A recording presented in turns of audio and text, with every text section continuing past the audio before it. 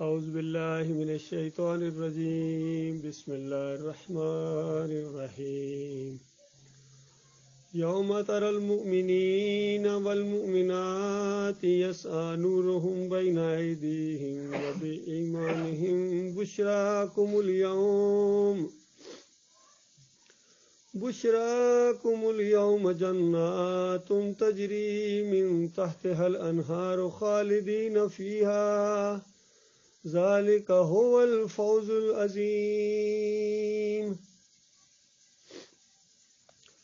یہ سورہ الحدید کی ایک آیت ہے، 12 نمبر آیت۔ الحدید لوہے کو کہتے ہیں، اس مناسبت سے اس کا نام رکھا گیا کہ اس میں مالک الملک نے الحدید اس لوہے کے اصل استعمال کا ذکر کیا ہے۔ فرمایا اور فائدے بھی ہیں جو آپ لوہے کی چیزیں بناتے ہیں، لیکن اصل مقصد جس کے لیے اس لوہے کو بنایا گیا ہے وہ یہ ہے کہ اس کے ذریعے باطل کے اوپر چوٹ ماری جائے۔ اور لوہے کی بھی ایک اپنی زبان ہے، جس طرح مختلف زبانیں ہوتی ہیں، آپ نے سنا ہوگا، انگلش ہے، اردو ہے، پشتو ہے، جرمن ہے، حتیٰ کہ اشعاروں کی بھی زبان ہے، اور ایک لوہے کی زبان ہے۔ جو باتیں اردو میں سمجھ میں نہیں آتی ہیں، عربی میں سمجھ میں نہیں آتی ہیں، پشتو میں سمجھ میں نہیں آتی ہیں، اشعاروں کی زبان میں سمجھ میں نہیں آتی ہیں، وہ لوہے کی زبان میں سمجھ آ جاتی ہیں۔ جب لوہے کی چوٹ پڑتی ہے نا باطل کے اوپر، تو اس وقت باطل دم دبا کے بھاگتا ہے۔ فرمایا یہ ہے اصل مقصد اس لوہے کے پیدا کرنے کا کہ اس کے ذریعے یہ تلواریں بنے، نیزے بنے، کلاشن کوفے بنے، ٹینک بنے، توپیں بنے، اور اللہ کے دشمنوں کے مقابلے میں اس طاقت کو پوری طرح استعمال کیا جائے، اور باطل کا سر نہیں کہ ایک دفعہ نیچے کر دیا جائے، بلکہ نیچے کرنے کے بعد پھر ہمیشہ اس کو نیچے رہنے کے لیے، یعنی آپ تیار رہیں، ہمیشہ اس کو نیچے رکھیں۔ باقی اللہ تو اپنے ایک اشارے سے سب کچھ کر سکتا ہے، ارادے سے ہی کر سکتا ہے۔ وہ تو ایک ارادہ ہی کرے تو مسئلہ ختم ہو جائے ان کا۔ لیکن یہ ایک کشمکش جو برپا کی ہے اللہ تعالیٰ نے، یہ اللہ کا منصوبہ ہے، حکیمانہ منصوبہ ہے، اور مومنوں کو مالک دیکھنا چاہتا ہے کہ وہ کس حد تک آگے جانے کا ارادہ رکھتے ہیں، کتنی ان میں حوصلہ کتنا ہے، کتنا ان کے اندر عزم ہے، اور کتنا ان کا اپنے مالک اور خالق کے اوپر یقین ہے، بھروسہ ہے، اور اللہ کی باتوں کے اوپر یقین ہے کہ تم تعداد کی طرف نہ دیکھنا، وسائل کی طرف نہ دیکھنا، میں تمہارے ساتھ ہوں۔ جب اللہ آپ کے ساتھ ہے بتائیے پھر کیا پریشانی ہے۔ تو اس انداز سے یہ سورہ الحدید نازل کی گئی، اور اس آیت کے اندر بتایا گیا، اس سے پہلے مضمون چلا آ رہا ہے کہ یہ جو دور ہے ذرا اسلام کی کمزوری کا دور ہے بظاہر، اس دور کے اندر جو اللہ کے راستے میں اپنی جان لگائے گا اور اپنا مال لگائے گا اور اپنا وقت لگائے گا، یہ بہت ہی بڑے درجات حاصل کرے گا، اور بعد والے جب اسلام غالب آ جائے گا، اس وقت بعد والے جب اس کے راستے میں جتنا مرضی خرچ کریں، جو مرضی کریں، وہ پہلے والوں کا مقابلہ نہیں کر سکتے ہیں۔ اگرچہ اللہ تعالیٰ نے دونوں سے وعدے اچھے کیے ہیں، لیکن یہ جو پہلے والے ہیں جب کمزوری کی حالت میں دین اسلام کا ساتھ دیں، اللہ ان کو لقب دیتا ہے یہ ناصر ہیں، اللہ کے دین کے مددگار ہیں۔ حالانکہ اللہ بے نیاز ہے، لیکن مالک ان کو عزت دیتا ہے کہ یہ ناصر ہیں، اللہ کے دین کے مددگار ہیں۔ ان کو ساتھ اللہ تعالیٰ بے پناہ محبت کرتا ہے، اور بتایا کہ یہ جب تم انداز اختیار کرو گے، اپنا ایمان جتنا زیادہ بڑھاؤ گے، تو یہ گویا آپ کے چارجنگ ہے، اور آپ چارجنگ سمجھتے ہیں چارجنگ کیا ہوتا ہے؟ بیٹری کبھی دیکھیے اندھیرے میں کبھی چلنے کا اتفاق ہوا ہو، تو جس کے ہاتھ میں بیٹری ہوتی ہے اس کے چلنے کا کیا انداز ہوتا ہے، جس کے ہاتھ میں بیٹری نہ ہو اس کے چلنے کا کیا انداز ہوتا ہے۔ پھر بیٹری کے اندر بھی مزید جس کی زیادہ لائٹ والی ہو اس کے چلنے کا کیا انداز ہوگا، اور جس کی لائٹ ذرا کم ہو اس کے چلنے کا کیا انداز ہوگا۔ کبھی تصور کریں کہ ایسی جنگل سے، آپ گھنے جنگل سے، جھاڑیاں ہیں، گڑھے ہیں، سخت ناخوشگوار راستہ ہے، اس میں کچھ لوگ چل رہے ہیں، اس میں کچھ لوگوں کے پاس اچھی بیٹری ہے، کچھ لوگوں کے پاس کمزور ہے، کچھ لوگوں کے پاس بالکل دھیمی سی ہے، صرف سامنے نظر پڑتی ہے، اور کچھ لوگوں کے پاس بیٹری ہے ہی کوئی نہیں ہے، اندھیرے میں وہ چل رہے ہیں۔ تو بتاؤ کیا منظر ہوگا۔ اس سے پچھلے درس کے اندر آپ نے یہ بات سنی تھی کہ وہ جو مومنوں کا آگے بڑھنے والا گروہ ہوگا وہ اپنے ایمان، عقیدے اور جہاد کی وجہ سے کس طرح آگے بڑھنے والا ہے اور کس طرح ان کے ساتھ مالک کا معاملہ ہونے والا ہے۔ آج اسی چیز کو ذرا مختلف الفاظ سے سنیے۔ کیا شان ہے اللہ کی کتاب کی، الفاظ بدلی کر کر کے مالک ایک ہی چیز کو مختلف اینگل سے بیان کرتا ہے، مزہ آ جاتا ہے۔ اور قرآن کی ہر آیت، ہر مضمون، ہر واقعہ یقین کیجیے اللہ کی توحید اور وحدانیت کو بیان کرتا ہے۔ آخرت کا معاملہ ہے کہ جنت کا اگر ذکر ہے تو یعنی یہ ہے کہ یہ کون لوگ ہیں جن کا ذکر ہو رہا ہے، جو اللہ کو مانتے ہیں، اللہ پر ایمان رکھتے ہیں، اللہ کی فرما بردار ہیں، یہ ان کی بات ہو رہی ہے۔ جہنم کا ذکر ہے تو کس انداز سے کہ یہ وہ لوگ ہیں جو اللہ کے نافرمان ہیں، کافر ہیں، مشرک ہیں، منافق ہیں، یہ ان کی بات ہو رہی ہے۔ ہر چیز اللہ کے گرد گھومتی ہے، توحید کے گرد گھومتی ہے، یہ پورا قرآن۔ اور ایسے ماحول کے اندر یہ نازل ہوا ہے، کشمکش برپا ہے، تو وہی کشمکش جب برپا کی جاتی ہے تو پھر یہ قرآن پڑھنے کا مزہ آتا ہے۔ یہ قرآن اصلی جو ہے ہدایت کے دروازے ان کے لیے کھولتا ہے، یاد رکھیے۔ ایسے لوگوں کی رہنمائی کے لیے یہ کتاب ہے جو کھلی آنکھ کے ساتھ اس کائنات کا مشاہدہ کرتے ہیں، اپنے ارد گرد دیکھتے ہیں۔ اتنی زیادہ نشانیاں ہیں اللہ کے ہونے کی اور اس کی قدرتوں کی، اس کی طاقت کی، اس کی عظمت کی، کہ عقل حیران ہے کہ اتنی زیادہ نشانیاں ہیں۔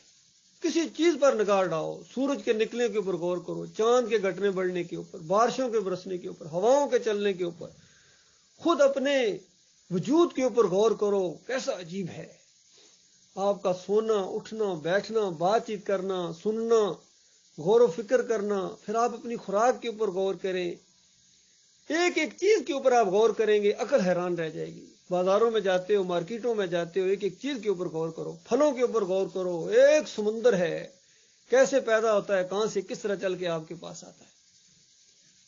پھر بارشوں کے نظام کے اوپر کس طرح ہوا بخارات بنتے ہیں، اوپر اٹھتی ہے، اور اس کے بعد بارشیں ہوتی ہیں، کس طرح پہاڑوں کے اوپر برف باری ہوتی ہے، کس طرح ندی نالیوں کے اندر پانی آتا ہے، نہری نظام کے اوپر غور کرو، ایک ایک چیز کے اوپر غور کرو۔ آپ کے اندر سے ایک آواز آئے گی کہ ان سب کا کوئی پیدا کرنے والا ہے، کوئی مالک اور خالق ہے، اور بڑا ہی عظیم ہے، اور وہ اکیلا ہے، کوئی اور اس کے ساتھ شریک نہیں ہے۔ اس طرح جب دل کے اندر ایک چیز اللہ کی عزت اور احترام پیدا ہوتا ہے تو ان کی رہنمائی کے لیے یہ کتاب ہے، ان کی رہنمائی کے لیے اللہ تعالیٰ نے انبیاء بھیجے ہیں۔ یہ وہ پہلی شرط ہے، اگر یہ شرط انسان پوری نہ کرے تو اس کے بعد جو مرضی ہو جائے، قرآن 1000 مرتبہ پڑھے، قرآن اس کے لیے ہدایت کے دروازے نہیں کھولتا ہے۔ تو بتایا کہ آج ایمان عقیدے کی جو باتیں آپ کے سامنے پیش کی جا رہی ہیں، ابھارا جا رہا ہے، تو کوئی نہ سمجھے کہ اللہ کو کچھ پڑی ہوئی ہے، بلکہ آپ کے فائدے کے لیے ہے۔ آپ کا یہ معاملہ ہو، اس کا ایک اثر ثابت ہونے والا ہے آخرت کے اندر، جب قیامت کا دن ہوگا، وہ منظر ہوگا، اور آپ دیکھیں گے یوم تری المؤمنین والمؤمنات، مردوں کو بھی دیکھو گے آپ، عورتوں کو بھی دیکھو گے، یسعی نورہم بین ایدیہم، ان کے سامنے ان کا نور چل رہا ہوگا، لائٹ چل رہی ہوگی، اور یہ نور بنے گا، لائٹ بنے گی آپ کی ایمان کی مناسبت سے۔ جتنا زیادہ آپ کا ایمان ہے، جتنے زیادہ آپ اللہ تعالیٰ کے فرما بردار ہیں، جتنے زیادہ متقی اور پرہیزگار ہیں، اسی کے مطابق آپ کی بیٹری چارج ہو رہی ہے، اسی کے مطابق آپ کی کل روشنی نکلنے والی ہے۔ جس طرح پچھلے درس میں بتایا گیا تھا کہ جتنا آپ کا ایمان اور عمل ہے، اسی کے مطابق پل صراط کے اوپر آپ کی سپیڈ بننے والی ہے۔ یہ نہیں ہے کہ یہاں دنیا میں ایمان عمل کم ہو تو وہاں وہ سپیڈ آپ کی تیز ہو جائے، ایسا نہیں ہوتا ہے، ایسا نہیں ہوتا ہے، یقین کیجیے، یہ حقیقت ہے، میں آپ کو بتا رہا ہوں۔ جس طرح اگر کسی جگہ سے کہا جائے بھائی 2 گھنٹے کا ٹائم ہے، یہاں سے فلاں جگہ پہنچنا ہے، اور اس کے بعد ڈیڈ لائن دے دی جائے کہ اس کے بعد بڑی مصیبت آنے والی ہے، آدمی یہاں سے وہاں تک پہنچ جاؤ، نکل جاؤ یہاں سے، اور پھر کسی کو ہوائی جہاز دیے جائیں، کسی کو اس سے زیادہ تیز راکٹ دیے جائیں، کسی کو پھر کاریں دی جائیں، گاڑی دی جائے، کسی کو گھوڑے دیے جائیں، کسی کو کہا جائے دوڑ لگاؤ، تمہارے پاس کوئی سواری نہیں، اب دوڑ کے تم یہ جگہ کراس کرو۔ تو آپ اندازہ لگائیے جن کے پاس اچھی سواریاں ہوں گی، وہ 2 گھنٹے کا ٹائم ملا ہے، 2 منٹ میں وہ چلے گئے پرے، بلکہ 2 سیکنڈ میں چلے گئے، اتنی سپیڈ بھی ہوتی ہے چیزوں کی۔ تو وہ کتنے خوش قسمت ہیں. اور جو آخر میں جا کے دوڑ دوڑ کے آخر میں پہنچے وہ بھی اپنے آپ کو خوش قسمت سمجھیں گے، کیونکہ اس کے بعد اس علاقے میں جو بربادی آنے والی ہے، تباہی آنے والی ہے، وہ لوگ مارے گئے. تو اب یہ معاملہ وہاں کا ہے کہ اس طرح سواریاں ملیں گی وہاں. پل صراط سے پہلا جو گروہ گزرے گا بتایا گیا تھا بجلی کی تیزی کے ساتھ، پھر آہستہ آہستہ سپیڈ کم ہوتی چلی جائے گی. یہ جو سپیڈ کم ہوتی چلی جائے گی انسانوں کی، یہ ان کے اعمال کی وجہ سے ہے. اسی طرح یہاں جو ذکر ہے اس روشنی کا، جس کی روشنی میں انسان چلیں گے، وہ ان کی اعمال کی وجہ سے ہے. ایمان عقیدہ تو ہے ہی ہے، اگر عقیدہ ہی نہیں ہے تو پھر تو سمجھو کہ معاملہ ہی ختم ہو گیا. عقیدے کے بعد کی بات ہو رہی ہے. ایمان عقیدہ درست ہے، اب آپ کا جو عمل لِيَبْلُوَكُمْ أَيُّكُمْ أَحْسَنُ عَمَلًا، یہ دنیا بنائی اسی لیے گئی ہے کہ تم میں سے کون اچھی کارکردگی کرنے والا ہے. اسٹوڈنٹ تو سارے ہی ہوتے ہیں، امتحان تو سب دیتے ہیں، کارکردگی دیکھی جاتی ہے کس کی اعلیٰ کارکردگی ہے، کون 100 میں سے 100 نمبر لیتا ہے، کون A گریڈ لیتا ہے، کون، یہ سارا معاملہ ہے. اور جو اچھی کارکردگی لیتا ہے اس کے ساتھ معاملہ جو ہوتا ہے بڑا ہی زبردست ہوتا ہے. کبھی آپ نے یاد ہو جب پرچے جب ٹیچر واپس کر رہے ہوتے ہیں تو 100/100 والوں کو کس انداز سے دیتے ہیں، پھر اس کے بعد 18% والے جی، یہ 70% والے ہیں جی، یہ 60% والے ہیں جی، یہ بھی پاس ہیں جی، ٹھیک ہے جی، 50 والے، یہ جو 40 والے، ان کو بھی آخر میں جب ٹیچر دیتا ہے تو بس دے کے تھوڑا سا ایسے اس کو ہلکا سا مسکرا کے دے دیتا ہے، اور اس کے بعد کہتا ہے یہ تو ادھر ہو جائے تو باقی ذرا ادھر ہو جائے، پھر مار پٹائی شروع ہو جاتی ہے. تو یہ جو آخری درجے کے یعنی معاملہ ہوگا مومنوں کا، ایمانداروں کا، وہ بھی خوش قسمت ہیں کہ جن کو تھوڑی بہت لائٹ مل گئی. وہ پل صراط سے گزر گئے، زخمی ہو گئے صحیح، گزر تو گئے. اسی طرح یہاں بتایا گیا ہے کہ آپ دیکھیں گے مومنوں کے مردوں اور مومن عورتوں کی جو ان کا ایمان کا نور ہوگا جس درجے کا اسی کے سامنے ہوگا، اور ان کو کہا جائے گا بشراکم الیوم، بشرا، اے فرشتے خوشخبریاں سنائیں گے، خوشخبری ہے، شاباش شاباش تمہیں، آج کے دن جنات تجری من تحتها الانہار، چلو اب ان جنتوں کی طرف تم چلو. ایسی جنتوں کی طرف بڑے بڑے محلات ہیں. ایک محل جو مومن کو ملے گا 60 میل اونچا، اندازہ لگائی ایسا. یہ برج دبئی کیا چیز ہے، یہ تو بہت چھوٹا نظر آئے گا اس کے مقابلے میں، یہ تو 1 میل بھی نہیں ہے. 60 میل اونچا ایک ملے گا. ایک کا ذکر ہے، باقی کے نہیں، اور بھی ہیں، لیکن ایک یہ ایسا ہوگا کہ اس کے چوڑائی اور لمبائی کا آپ اندازہ کریں، اور اس کے جتنے پھیلے ہوئے حد نظر تک پھیلے ہوئے باغیچے، اور اس کے غلام، اس کے خادم، اس کی بیویاں، اور پورا محل اس کے اپنے تصرف کے اندر ہوگا، اس میں پوری طرح انجوائے کرے گا. اور پرائیویسی کا عالم یہ ہوگا کہ باہر سے اندر کوئی نہیں دیکھ سکے گا، اندر سے باہر کوئی نہیں دیکھ سکے گا، ایسا. اور ایک موتی سے تراشا ہوا ہوگا، اندازہ لگائی، ایک موتی جس کی اللہ تعریف کرے. دنیا میں ذرا موتیوں کا قیمت لگائیے، یہ جو ہیرے جواہرات ہوتے ہیں، وہ ایک موتی زبردست اس کے تراش کے اللہ تعالیٰ نے مومن کے لیے. اس کے علاوہ کتنے ہوں گے، لیکن ایک کا ذکر اس انداز سے. اسی طرح مومنوں کی جو بیوی ہوں گی ان کا ذکر کیا گیا کہ ایسی ہوں گی جس طرح اندر سے گودا ان کی ہڈیوں کے اندر سے گودے تھی، چمکیلی. تو باقی اس کے علاوہ کتنی ہوں گی، لیکن 2 اس طرح خصوصی ہر مومن کو، یعنی کم سے کم درجے والے کو 2 اس طرح ملیں گی. باقی جو اعلیٰ درجے والے ان کا تو کہنا ہی کیا. اس طریقے سے بتایا ان کو خوشخبریاں سنائی جائیں گی اور کہا جائے گا خالدین فیہا، ہمیشہ ہمیشہ کے لیے ان جنتوں کے اندر داخل ہو جاؤ، جنتوں کے مالک بنا دیے جاؤ گے.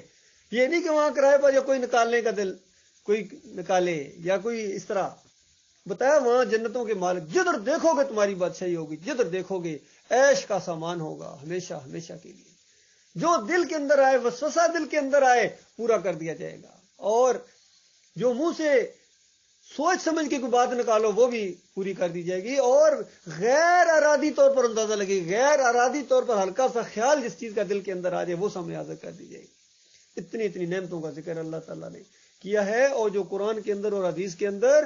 اور اصلی بات وہ ہے، مالک فرماتا ہے فَلَا تَعْلَمُ نَفْسٌ مَا أُخْفِيَ لَهُم مِّن قُرَّةِ أَعْيُنٍ جَزَاءً بِمَا كَانُوا يَعْمَلُونَ، کہ میں نے اپنے مومن بندوں کے لیے وہ کچھ چیزیں تیار کر کے رکھی ہوئی ہیں جس کو کوئی جان نہیں جانتی، کوئی نفس نہیں جانتا، فرشتے نہیں جانتے، انبیاء نہیں جانتے، کوئی بھی نہیں جانتا، جن کو اللہ تعالیٰ نے تیار کر کے رکھا ہوا ہے. نبی علیہ السلام نے فرمایا کہ اللہ فرماتا ہے عادت تو عبادت الصالحین ما لا عین رات ولا اذن سمعت ولا خطر علی قلب بشر، کہ اللہ تعالیٰ نے اپنے مومن بندوں کے لیے وہ کچھ تیار کر کے رکھا ہوا ہے جس کو کسی آنکھ نے نہیں دیکھا ہے، کسی کان نے ان کی خوبیوں کی جو ہے بنک نہیں پڑی ہے کسی کان کے اندر، اور تصور تک نہیں آ سکا. اندازہ لگائیے، تصور تک اس کا نہیں آ سکتا ہے. یعنی آج آپ کے دل میں اگر بڑی سے بڑی عیش اور لگژری چیز کا کوئی تصور کریں تو وہ اس سے بھی جنت، اس سے بھی آگے ہے. یہ اللہ تعالیٰ نے تیار کر کے رکھا اپنے مومن بندوں کے لیے ہمیشہ ہمیشہ کے لیے. اور اس کی قیمت یہ ہے کہ آج اللہ کے اوپر ایمان لے آؤ، بن دیکھے اس کی فرمانبرداری اختیار کرو، اور پورے شوق کے ساتھ، پورے شعور کے ساتھ، اور بالکل کسی چیز کی پرواہ نہ کرو میرے پیارے بھائی، کسی چیز کی پرواہ نہ کرو اللہ کے معاملے میں. جب اللہ کی بات آ جائے تو اس کے بعد پھر بڑی خوشی کے ساتھ اللہ کی فرمانبرداری ہو، اور خوف اور طمع کے اندر ایک زندگی ہو، اللہ سے بخشش کی امید بھی، اور اللہ کی پکڑ کا ڈر بھی کہ کہیں اگر مالک نے پکڑ لیا تو پھر ہمیں کوئی بچانے والا نہیں. اس انداز سے جب ایمان کی زندگی بسر کرو گے تو مالک نے جو ہے وہ ایسی ایسی نعمتیں تیار کر کے رکھی. پھر مالک خود فرماتا ہے ذالک هو الفوز العظیم. اندازہ لگائے جس کو اللہ عظیم کہے وہ کیا چیز ہے؟ فوز یہ بڑی کامیابی ہے. مالک فرماتا ہے یہ بہت بڑی کامیابی ہے. بتائیے پوری دنیا کی دولت کو اللہ تعالیٰ حقیر کہہ رہا ہے، مچھر کے پر کے برابر بھی اس کی اہمیت نہیں ہے. یہ بڑے بڑے محلات، بڑی بڑی لمبی گاڑیاں، یہ نہ سمجھو ان کا انجام بھی دیکھو ان کے ساتھ کیا ہونے والا ہے. مالک فرماتا ہے لا یغرنک تکلم الذین کفروا فی البلاد متاع قلیل ثم مأواہم جہنم وبئس المیہاد. یہ آگے پیچھے ان کا چلنا پھرنا، یہ ان کا دندنانا، ان باغیوں کا یہ ذرہ برابر آپ کو دھوکے میں نہ ڈالے. یہ چند لمحوں کا معاملہ ہے، چند منٹوں سیکنڈوں کا معاملہ ہے. اس کے بعد ان کا ٹھکانہ جہنم ہے، ہمیشہ کے اندر ہی رہیں گے یہ کافر و مشرک. اور کہیں مالک فرماتا ہے آنکھ اٹھا کر بھی نہ دیکھو ان کی طرف، آنکھ اٹھا کر بھی نہ دیکھو. ہوتا ہے نا ذرا کسی چیز سے ذرا حسرت کے ساتھ دیکھنا، بڑی زبردست گاڑی، بڑا محل ہے جی، بڑا بڑا شاندار، یہ بڑی فوجیں ان کے پاس جی، بڑا سب کچھ ہے، ذرا اس انداز سے کہ بڑا کچھ اس کو ملا. نہ نہ نہ نہ نہ نہ، ذرا برابر آنکھ اٹھا کر بھی دیکھنے کے یہ لائق نہیں ہے، یقین کیجئے. اور اگر کوئی صحیح معنوں میں چیز ہے، قابل رش چیز ہے اس دنیا کے اندر، تو دو ہی چیزیں ہیں کہ اللہ تعالیٰ نے کسی کو ایمان دیا ہو اور اپنے دین کی سمجھ دی ہو، قرآن کا علم دیا ہو، اور اس کے مطابق وہ تبلیغ کرتا ہے، اس کے مطابق لوگوں کو مسئلے بتاتا ہے، اس کے مطابق وہ زندگی بسر کرتا ہے. یا اللہ نے کسی کو مال دیا ہو اور صبح شام ایسے ایسے آگے پیچھے اس طرح اللہ کے راستے میں خرچ کرتا ہو، اللہ کو خوش، اپنے مالک کو خوش کرنے کے لیے. یقین کیجیے کوئی دل میں دوسرا جذبہ اگر بال برابر آ گیا، یقین کیجیے وہ چیز ضائع چلی جائے گی. خالص اپنے مالک کو خوش کرنے کے لیے، دائیں آ سے دے بائیں کو پتہ نہ چلے، اس انداز سے اپنے مالک کو خوش کرنے کے لیے. اور مالک اس کو بڑھا چڑھا کر اسی سورہ کے اندر یہ پہلی آیتوں میں کہ کون ہے جو اللہ کو قرض حسنہ دے، اللہ بڑھا چڑھا کے اس کو واپس کرے گا. اس انداز سے بتایا یہ بہت بڑی کامیابی ہے. اور اس دن آپ دیکھیں گے دوسروں کو بھی جو آج بڑے سمجھدار بندے پھرتے ہیں اور اس ایمان عقیدے کی طرف نہیں آتے، اس کو بیوقوفی سمجھتے ہیں. ان منافقوں کا ذکر بھی کیا فرمایا یوم یقول المنافقون والمنافقات. منافق مرد اور منافق عورتیں یہ سارے آپس میں بھائی بھائی ہیں، سارے ایک ہی کام کرتے ہیں، نیکی کے کاموں کو روکتے ہیں، برائیوں کو ترغیب دیتے ہیں ہر طرف. یہ کافر مشرک منافق. اور یہ ایمانداروں کو کہیں گے، دیکھیں وہاں کیسا ایک منظر کشی مالک نے کی ہے. ایمانداروں کو کہیں یہ بھی ساتھ ساتھ وہاں چل رہے ہوں گے اندھیرے کے اندر، کیونکہ ان کے پاس وہ بیٹری نہیں ہوگی، ایمان خالص نہیں تھا ان کے پاس، اور ان کی بیٹری ٹھس ہو جائے گی وہاں جا کر. اور کہیں گے مومنوں کو ہماری طرف دیکھو، انظر ناقباسا من نورکم، ہماری طرف ذرا دیکھو. جس طرح میں نے پہلے مثال دی تھی، جب کسی کی طرف کسی کے پاس بیٹری نہ ہو اور دوسرے کو یہ کہے ذرا ادھر لگانا، ادھر لگانا، میں گر پڑا ہوں، ذرا ادھر لگانا، مجھے راستہ نہیں نظر آ رہا، وہاں بھی وہی کہیں گے ادھر ذرا تھوڑا ادھر اپنی بیٹری کو ادھر کرنا ادھر. تو ایماندار کہیں گے قیل ارجعوا وراءکم فالتمسوا نورا. تو وہ مومن اس کو کہیں گے کہ آج یہ روشنی تمہیں یہاں ملنے والی نہیں ہے، یہ وہ روشنی نہیں ہے دنیا کا اطاعت جدھر کرو، یہ ایمان کی روشنی ہے، یہ مومنوں کو نظر آئے گا اس میں، یہ تمہاری طرف اب کرنے والا معاملہ نہیں ہے. اس کو حاصل کرنا ہے تو جاؤ واپس دنیا میں وہاں سے لے کے آؤ. آپ اس سے غور کرو اللہ کے بندو، یہ دنیا کتنی اہم چیز ہے. کتنے ہمارے جیسے ہیں جو دنیا سے چلے گئے، اب یہاں آنا چاہتے ہیں، نہیں آ سکتے ہیں، چیخ چیخ کے پکار رہے ہیں یا اللہ ایک دفعہ بھیج دے، اب ہم اپنے بالکل سارے معاملات درست کر لیں گے، نہیں اب آ رہے. ہم یہاں ہیں ابھی، اس لیے ہمیں اپنی پچھلی کوتاہیوں کے اوپر جو ہو گئی ہیں اپنے مالک اور خالق سے معافی مانگے، اور وہ معاف کرنے کے لیے تیار ہے کہ مالک جو کمی کوتاہی ہوگی ہے معاف کر. ہر چیز کو بشری کمزوریوں کے تحت مالک جو کچھ ہو گیا مالک معاف کر دے، اور جو ہم دین کا کام ہمیں کرنا چاہیے نہیں کر سکے مالک وہ بھی معاف کر دے. جس طرح تیری عزت کرنی چاہیے تھی نہیں کر سکے وہ بھی معاف کر دے، تیرا ذکر جس طرح کرنا چاہیے تھا نہیں کر سکے وہ بھی معاف کر دے، اور تیری شکر گزاری جس طرح کرنی چاہیے تھی، تیرے احسانات کتنے زیادہ ہیں ہم شکر گزاری نہیں کر سکے، مالک وہ بھی معاف کر دے، اور آئندہ اپنا معاملہ درست کر کے اس راستے پر انسان فیصلہ کن انداز سے چل پڑے۔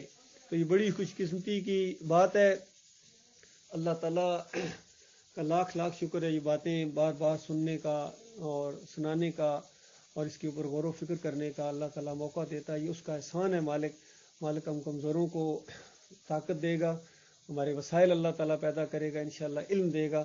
ایمان کے معاملے میں یہ اب دوسری رائے نہیں ہے، یہ بالکل خالص بات اللہ تعالیٰ نے ہمارے سامنے کھول دی۔ اللہ تعالیٰ کا لاکھ لاکھ شکر ہے کہ ہماری زبان کے اندر، اس اردو زبان کے اندر اللہ تعالیٰ نے توحید کی دعوت اٹھائی ہے، اور ایک عملی طور پر ایک چیز سامنے آئی ہے کہ کس انداز سے ایمان کیا ہے، شرک کیا ہے۔ توحید کو ہم سمجھ گئے ہیں، شرک کو ہم پہچان گئے ہیں۔ اب ہمارے اوپر ہے کہ چاہے ہم شکر گزار بنیں اور چاہے نہ شکر اور غدار بنیں۔ شکر گزاری یہ ہے کہ اس ایمان کو اب پھیلایا جائے، اسی کی خاطر جیا جائے، اسی کی خاطر مارا جائے، اور اس کو زندگی کا نمبر 1 مسئلہ اگر ہم نہیں بناتے تو یقین کیجئے پھر نہ شکرے ہیں نہ قدرے ہیں۔ یہ ہر چیز سے زیادہ ہے، یقین کیجئے جس چیز کے اوپر نگاہ پڑے ایمان اس سے آگے ہے۔ پوری طرح یہ محسوس ہونا چاہیے، شکر ادا کریں اللہ تعالیٰ کا، ایسی دولت اللہ تعالیٰ نے ہمیں دے دی ہے، ایسا ایمان کی محبت ہمیں اللہ تعالیٰ نے دے دی ہے کہ ہم کسی کی پرواہ نہیں کرتے ہیں، نہ کسی کی اجتماعیت سے متاثر ہوتے ہیں، نہ کسی کے حسب نسب سے متاثر ہوتے ہیں، نہ کسی کی بڑی پگڑی اور بڑی سند سے ہم متاثر ہوتے ہیں۔ کتنا بڑا اللہ تعالیٰ کا احسان ہے۔ اقول قولی ھذا استغفر اللہ لی ولکم۔